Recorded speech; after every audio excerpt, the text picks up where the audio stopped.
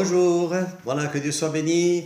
Aujourd'hui, un mot pour aujourd'hui. Alors, ce mot, quel sera ce mot? Peut-être on pourrait retenir le mot voile. Voile. Voilà, je ne vais pas vous parler des voiles comme peut-être on peut le concevoir, mais de ce voile, il y en a des voiles. Il y a des voiles de bateau, il y a des voiles, vous savez, qu'on met peut-être pour se couvrir la tête. Mais là, je voudrais vous parler de ce voile dont parle la Bible. La Bible parle dans l'Épître aux Hébreux d'un voile qui a été déchiré par la puissance de Dieu. C'est quelque chose de miraculeux, chers amis. Il est parlé ici dans Hébreux chapitre 10 et au verset 19. Il est écrit: ainsi donc, frères, nous avons au moyen du sang de Jésus une libre entrée dans le sanctuaire par la route nouvelle et vivante qu'il a inaugurée pour nous au travers du voile, c'est-à-dire de sa chair, et nous avons un souverain sacrificateur établi sur la maison de Dieu.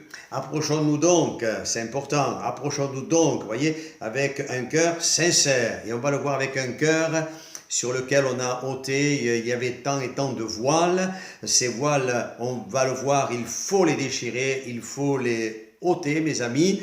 Eh bien, on s'approche alors avec un cœur sincère, dans la plénitude de la foi, et les cœurs purifiés d'une mauvaise conscience, et le corps lavé d'une eau pure. Amen.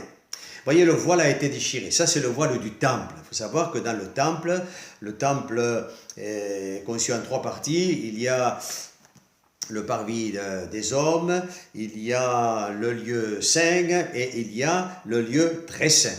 Et dans le lieu très saint, il y avait ce qu'on appelle l'arche de l'alliance avec le propitiatoire. Et dans ce lieu très saint, on ne pouvait entrer qu'une fois par an et une seule personne, c'était donc le souverain sacrificateur qui rentrait. Et une fois par an, il présentait le sang d'un animal qui avait été sacrifié.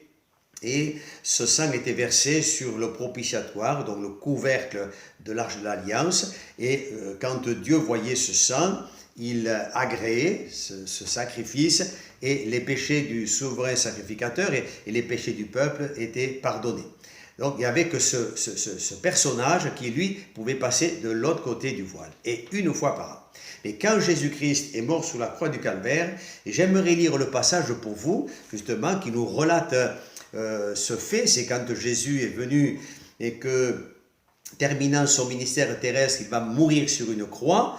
Quand je parle de la fin du ministère terrestre, son ministère continue, puisque dans le ciel, il nous est dit qu'il intercède pour nous. Donc le Seigneur continue à prier pour nous, et il prie pour toi, il prie pour chacun de nous, et ça, voyez-vous, ça réjouit notre cœur. Donc il y a ce passage, je vais vous le lire également, c'est dans Luc, l'évangile de Luc, chapitre 23, et à partir du verset 44. Il était déjà environ la 6e heure, et il y eut des ténèbres sur toute la terre jusqu'à la 9e heure. Le soleil s'obscurcit, le voile du temple se déchira par le milieu, et Jésus s'écria d'une voix forte: Père, je remets mon esprit entre tes mains. Et en disant ces paroles, il expira. Le centenier, voyant ce qui était arrivé, glorifia Dieu et dit: certainement cet homme était juste. Et tous ceux qui assistaient en foule à ce spectacle, après avoir vu ce qui était arrivé, s'en retournèrent, se frappant la poitrine. Tous ceux qui connaissaient Jésus et les femmes qui l'avaient accompagné depuis la Galilée se tenaient dans l'éloignement et regardaient ce qui se passait. Amen. Voilà, donc nous avons là, mes amis, un spectacle certainement terrifiant, parce que Jésus va mourir. Il n'est pas seul, il y a 3 croix qui sont dressées. Vous connaissez peut-être tous ces passages où il est question là aussi de ces 2 brigands qui sont l'un à droite, l'autre à gauche de Jésus. Jésus, lui, va mourir, la croix se trouve au centre, et Jésus, comme je viens de le souligner, là, va donner sa vie. Il va verser son sang, et il va dire: tout est accompli. C'est-à-dire, eh bien, je suis en train de payer pour qu'il soit pardonné, pour qu'il soit purifié, et qu'il puisse avoir accès au Père, donc entrer dans la présence de Dieu. Et c'est à ce moment-là que ce voile va se déchirer. Alors c'est miraculeux, parce que c'est un voile qui séparait le lieu saint du lieu très saint, et ce voile, il est très épais déjà, et puis il va se déchirer du haut jusqu'en bas. Et ça montre bien que un homme ne peut pas venir le prendre et le déchirer. Voyez, on aurait pu dire, tiens, s'il a été déchiré en commençant de par le bas, bon, peut-être que, vous savez, on essaie de trouver toutes sortes d'arguments. Mais là, c'est miraculeux parce qu'il se déchire du haut jusqu'en bas. Et ainsi, nous pouvons entrer dans la présence de Dieu. Nous avons lu dans l'Épître aux Hébreux, c'est une route nouvelle, vivante, permanente, qui a été inaugurée pour nous au travers du voile déchiré de sa chair. Et je voudrais vraiment vous inviter, chers amis, et à vous aussi, frères et sœurs, à ne pas rester du mauvais côté du voile, mais à passer du bon côté, puisque le voile a été déchiré. Un petit peu comme quand on assiste à une pièce de théâtre, tant que le voile, le rideau est fermé, alors on entend parler peut-être quelques agitations, quelques bruits, on ne sait pas ce qu'il y a derrière. Mais quand le rideau est ouvert, alors on peut assister, n'est-ce pas, peut-être à une représentation. Ici, nous sommes dans la contemplation de l'œuvre de Dieu. Voyez, accès auprès du Père, une route nouvelle, vivante et permanente. Et je vous invite vraiment à vivre ces choses et à faire le pas de la foi aujourd'hui, à passer du bon côté du voile et à vivre la présence du Seigneur. Alléluia. Maintenant, il y a peut-être aussi un problème et c'est peut-être ce qui vous empêche d'avoir accès à cette présence. Je disais donc rester du mauvais côté du voile. Il y a 2-3 raisons que je voudrais souligner. La première, c'est parce que si ce voile du côté de Dieu a été déchiré, il y a malheureusement trop de voiles qui restent encore aujourd'hui sur le cœur des créatures de Dieu. Hommes, femmes, jeunes filles, ce sont des voiles qui ont été tissés et tramés par la main de l'homme. Quels sont ces voiles ? Le premier, c'est celui de notre propre justice. Il y a trop de gens qui ont ce voile sur leur cœur. Ils refusent de se reconnaître pécheurs, se croyant sauvés par le fruit des œuvres méritoires de leur religion ou de leur justice. Des personnes qui nient cette vérité de Dieu, qu'on a tous péché, qu'on est tous des pécheurs et qu'on est privé de la gloire de Dieu. Et ils se disent, mais non, peut-être je m'arrangerai avec Dieu, etc. Et puis si je manifeste des œuvres, les œuvres, on peut en faire des quantités d'œuvres.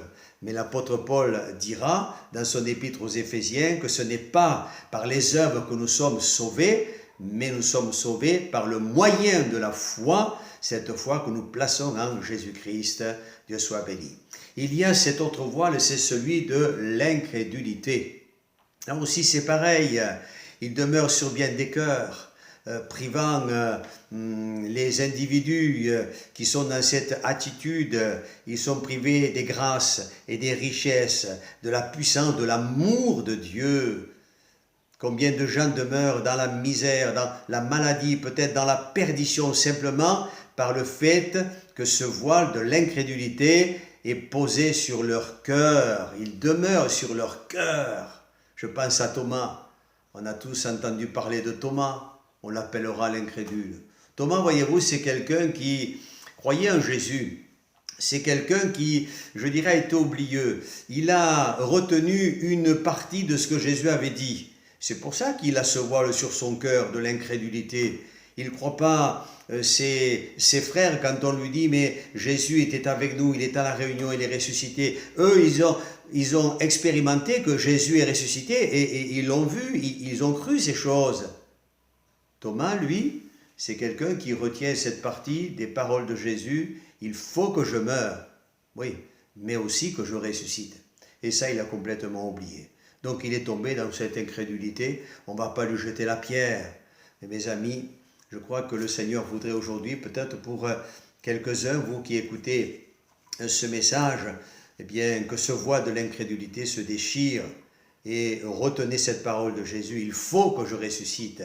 Et la volonté de Dieu, le désir de Dieu aujourd'hui, eh bien, c'est justement de se révéler à votre cœur. Et le dernier voile, c'est celui de l'indifférence.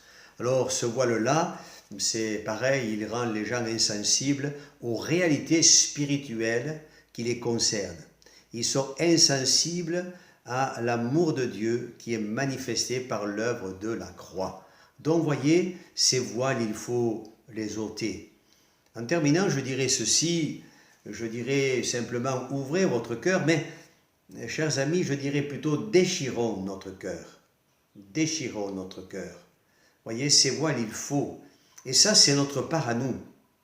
Bien sûr, on va demander au Seigneur de nous aider, mais c'est à nous de dire, voilà Seigneur, j'ouvre mon cœur et je veux que ces voiles, que ce soit ma propre justice, mes œuvres méritoires, que sais-je, que ce soit l'incrédulité ou que ce soit l'indifférence, eh bien je veux que toutes ces choses soient balayées de ma vie. Et je veux entrer dans la présence du Seigneur aujourd'hui. Oui, j'ai accès. Oui, mon ami, tu as accès. Tu as accès auprès du Père. Alors, tout simplement, approche-toi, nous l'avons lu tout à l'heure, et oui, de ce trône de la grâce. Jésus a un cœur sincère, un cœur qui est débarrassé de ce poids du péché, parce qu'on est venu, on s'est repenti, on a demandé pardon. Et alors là, mes amis, on goûte. Et je dirais que c'est un privilège extraordinaire. On goûte à, je disais, ces réalités spirituelles, cette présence de Dieu, se sentir béni, se sentir aimé, se sentir aussi encouragé par le Seigneur. On est dans la présence de Dieu. C'est ce que je vous souhaite de tout mon cœur. Que le Seigneur vous bénisse et qu'il vous encourage. À bientôt, chers amis. Au revoir.